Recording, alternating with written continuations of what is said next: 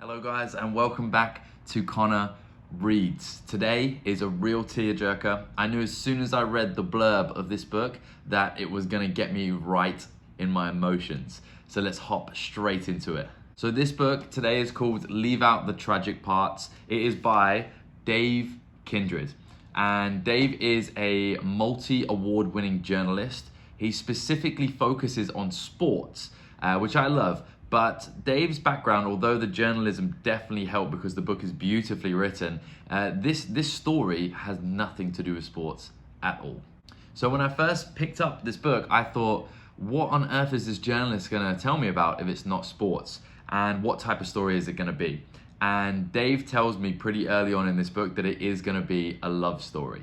And I wasn't so sure, but he knew exactly what he was talking about. So let me go into the summary for you. So Dave, he's written this book and it's essentially a biography. And it's a biography of one of his grandsons. But before we jump into that, let me take you back a little bit. So Dave's an older gentleman now, but when he was 22 years old, he had a son. And he will tell you himself in the book that at 22, he didn't know anything about life. And Dave didn't have a fantastic relationship with this son. So Dave did some growing up, as you do, we all are. And what happened is his son ended up having fraternal twins. Now Dave is a lot older at this point, and he'll say in the book that he knows a bit more about life. Now Dave saw this as an opportunity for him to really make amends for not having that awesome relationship with his son. And the twins are named Jared and Jacob. Our story, the one that Dave is telling to us, follows Jared mostly. And the story is Jared has a tough upbringing, and so does his brother. They're split up, it's not very consistent, things are difficult, and Jared eventually turns to a life on the road, or on the tracks I should say. He becomes a self-professed hobo, somebody who jumps on freight trains, moves around the country, is really classed as a traveler, and he also struggles and battles with alcoholism from a very early age as well. Now Jared's given name on the road, and I didn't know this, but apparently these types of people, they have like given names rather than using their government name, was Goblin. So, as it sounds, Jared had a very, very tough life. Anyone called Goblin is probably gonna have it a little bit hard. This story is a collection of information and essentially a biography of Jared, or Goblin's, life. And it's written by Dave, but the information is collected by Dave and also Lynn, who is Jared's mother. And that's all I'm gonna say about the summary. It doesn't give too much away. I'm gonna dive directly into the things that I loved and the things that maybe I didn't love so much about this book, so that you can decide whether it's the right book for you. The first thing that I absolutely loved from this book was honesty. Dave is writing from the perspective of a granddad, and not just writing from the perspective of a granddad, he has the perspective of a grandfather.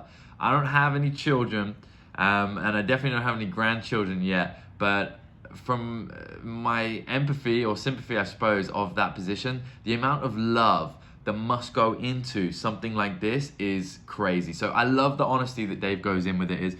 He also is very honest that it comes from a rose-tinted glasses. And what I mean by that is that everything that he puts down and everything that he sees, he can't help but be biased. Some of the information you can tell is not so much warped, not so much twisted, but really is just seen from a perspective of somebody who absolutely loves their grandson, and maybe can overlook some of the negative traits or overlook some of the bad things that were done, and definitely doubles down on some of the bad things that were done and how unfair life was to that person as well. But who can blame him?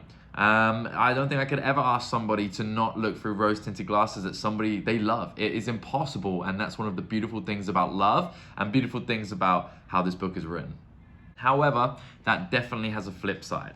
So although Dave is very honest about the rose-tinted glasses and his perspective, and there's some things that he puts big warnings on. There's huge warnings on the dangers of traveling around and living that lifestyle. There is, I would say, almost the entire book is a warning against addiction, and not so much against addiction because it is tough. Like once you're there, and that's the point, it's a disease. But maybe a warning against not seeking help and not realizing the signs of addiction so early. And I think part of this is obviously to help those people who are trapped in addiction, because it is brutal. However, with the rose-tinted glasses, I do think that one or two things are slid without too much warning. One of the characters in the book who's used as a reference a lot, so somebody who Dave obviously met, just spoiler alert a little bit, does commit a murder, or is proven and charged of committing a murder. And I do think that maybe if I was related or friends or with the individual who was murdered, I maybe wouldn't feel so excited about seeing things through the perspective of their murderer and having them as a source, and essentially having their names not so much up in lights, but redeemed a little just because they did know Jared. And it's a small qualm, but I don't know, I felt that way about it. The second thing that I did love about the book was Dave's use of the traveler's language. You can tell that he's used a ton of different sources, and it must have been really hard to get hold of these sources. The way that he has kept it true to these people, I felt like I was really talking to these people, and I was really exposed to like a different way of life through how he really doesn't overly edit their like testimonies essentially about his grandson, but also just about that way of life. You learn so much about hopping trains and how knowledgeable they are of it, the shifts, they know exactly what to get and how to get it and how much they need to have an amazing time. And it's a whole community that I knew absolutely nothing about. And I'll be honest, it's definitely a community of people who sometimes when I see, I have negative prejudgments. And as it turns out, some of those are correct, but a lot of those were absolutely off the mark. And some of these people, I'm sure, are amazing individuals. And that was just enlightening to know. And I felt like I made some friends in this book, and I felt like I owe some apologies to some people. And I feel like some of the testimonies that I read definitely reminded me of people when I was younger. I think it's a lot of lost souls and wanderers and people who really value freedom, but in maybe a different way to others. And there's so many of these, like especially in the teenage years, so many people are lost. They don't know what's going on, what they're looking for, and they need time to figure it out, and they need the freedom to figure it out. And it really reminded me of those individuals who've taken it to the next step and decided that that freedom was all they needed for the rest of their sometimes short but nearly always exciting and wholesome lives. So I really appreciate that Dave managed to write the book in that way. The second thing that I dislike is that, in my humble opinion, and it is very, very humble, as I've never written a book, and I don't have any kids, and I don't have any grandkids, and Dave has all of these things, and plus a lot more experience than me, I feel like Dave will not be able to get close to this level of work again. I think the raw emotion, the tightness and the attachment and how close he is to the topic and how involved he is, the testimonies, the story itself, and the wackiness of it is, I just don't see how he could ever get close to it again. He's a fantastic writer. The way he writes things are phenomenal. The way he describes things are amazing. He really takes you on a journey, but how on earth could you top this piece of work? Because of the honesty, because of how raw it is, and because of how heartbreaking it is as well. So one of my downsides is that I don't think I'll ever read anything this good and this emotion capturing, emotion evoking is what I'm looking for, from Dave Kindred again. The final thing that I loved about this was that I cried at the end. It wasn't like crying throughout the whole book. It was only the last, I don't know exactly how many pages it was, but I definitely cried near to the end. And I dare anyone to read this book and not shed a tear. And I was happy to shed those tears. I went on such a journey with Jared, with the family. I was interwoven into that family. I felt like I knew where the tensions were, and I grew up in that household, and it is pretty heartbreaking throughout the course of the book as well. But I also giggled. I enjoyed hearing their perspectives, and their perspectives are so alien because they live their life so differently to so many people's, and what they could find joy in, and the names they had for stuff as well. And yeah, it was just very emotional throughout, but especially the second half. And that's something that was amazing. I don't think I've ever cried reading a book before. Not that I've read a lot of sad books, I tend to avoid them. But I enjoyed it. I enjoyed the emotions. So overall, would I recommend this book? I definitely would. You should read this book if you need to feel something. If you're a little bored of the regular genres, you're a little bored of reading, I don't know, whatever it is you read day in, day out, or not even bored, you just need a break. If you're excited to feel some emotions, see a different way of living in our world, I would definitely recommend this book. And honestly, I don't know about you, and obviously if you have read the book, then we'll see. It had me reaching out to my family. All my family live in England. I was reaching out to them, sorry. I even sent my grandma, because it makes you want to feel close to your family because of some of the fractures and closeness that this family obviously has. And I actually sent an excerpt of this book to my grandma, who currently has cancer, and it's Dave talking about when his mom passed from cancer, and it was just beautifully written. And if you hold on tight, I'm actually going to read that excerpt to you right now. So I'm not sure if I showed you at the start, this is the front cover of the book. It was beautiful. It's what grabbed my attention. Let me get you to page 128.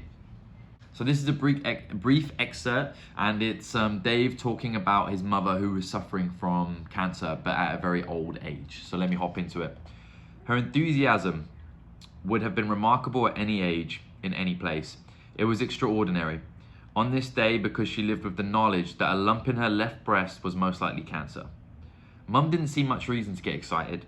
She had outlived 2 husbands, and she lived with really, really old people, some of whom were at dinner one day and gone the next. She understood death was on its way, and if it was not all that welcome a visitor, it did no good to think the front door would be closed against it. I remembered that day in the Westmore dining room when she declared with her agreement with fate, when I'm old enough to die, I'll die. We're all dying. It's part of the deal.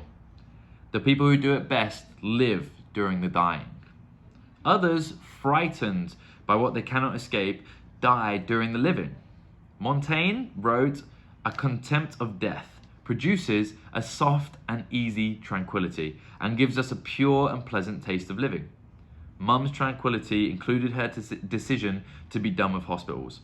The nursing home's visiting doctor had proposed a biopsy to determine if Mum did in fact have cancer. My sister, Sandra, who had been at Mum's side daily for a decade, immediately said no. No biopsy, no tests, never another hospital, she said. I promised Mum that. Then Sandra laughed. Anyway, Mum was at the age where she kept forgetting she had cancer. The reason I chose that excerpt was, A, it's close to home, but B, it's just so beautifully written, and there's so many examples of how Dave took his journalist past and ability to connect with people in short periods of time, you know, like on a column of a newspaper, and really use that to drive home points. And every single page almost felt like it was gripping you the way that a column has to, and giving you the key facts whilst making you laugh, there's no word was wasted essentially.